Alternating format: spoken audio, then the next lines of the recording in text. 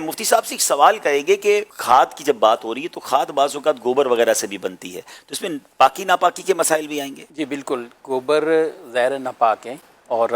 جب اس کو ہم پودوں میں استعمال کرتے ہیں، کرنا جائز ہے، اس کو پودوں کے طور پر یا کئی جگہوں پہ بھی لوگ اس کو استعمال کرتے ہیں،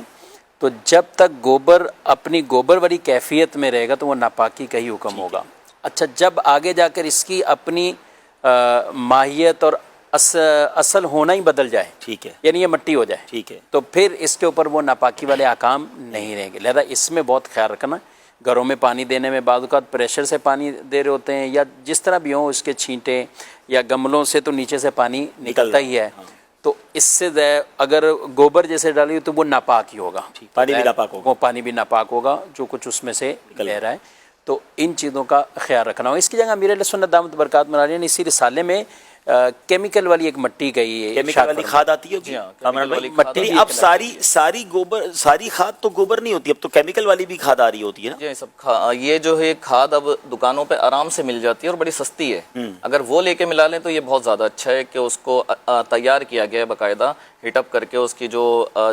ختم کیا گیا ہے مہک کو، کافی چیزوں کو، اس کو، اور وہ زیادہ بہتر بھی ہے۔ وہ گوبر نہیں ہے، گوبر تو ہے لیکن گوبر نہیں بھی ہے۔ مثال کے طور پہ وہ گوبر نہیں لگتی ہے، وہ مٹی لگتی ہے، کھاد لگتی ہے، تو پھر کیا حکم ہوگا؟ دیکھیں، وہ بھلے کھاد ہے یا کچھ بھی ہو، جب اس کے اندر موجود ہے وہ تو، اور ابھی وہ اپنی اصل کیفیت میں ہی موجود ہے، اس کی ماہیت اور اصلیت ابھی بدلی نہیں ہے، مٹی نہیں بنی ہے، مٹی نہیں بدلی، تو اس وقت تک اس کے اوپر وہی احکامات رہیں گے۔ اور یہ بھی ماشاءاللہ دین کا ایک حسن ہے کہ جہاں اس طرح کے معاملات آتے ہیں، قربانی آتی ہے، تو ہم اس میں بھی نجاست اور اس طرح کی کئی ایسے احکامات شرعی جو سیکھنے ہیں۔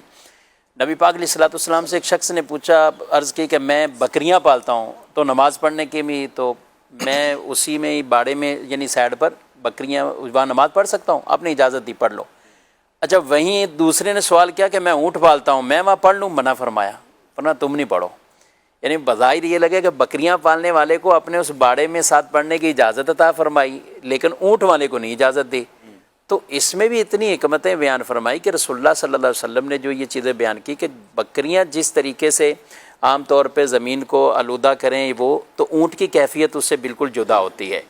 دوسری جو مین حکمت یہ تھی کہ بکریوں سے ساتھ کوئی نماز پڑھنے والے کو تکلیف اس طرح نہیں پہنچے گی، اگر کوئی اونٹ آ گیا تو یہ تو اس نمازی کا کام ہی کر دے گا۔ تو آپ نے اونٹوں کے اس جو باڑہ ہے وہاں پہ اس طرح نماز پڑھنے کی ممانعت فرمائی ہے۔ اچھا، اس میں یہ نہیں کہ زمین جیسی بھی ہو، زمین کا پاک ہونا بھی شرط ہے، کہ کئی ایسے گاؤں دیہات بھی ہوتے ہیں جہاں یہ گوبر سے لیپ کرتے ہیں زمینوں کو باقاعدہ،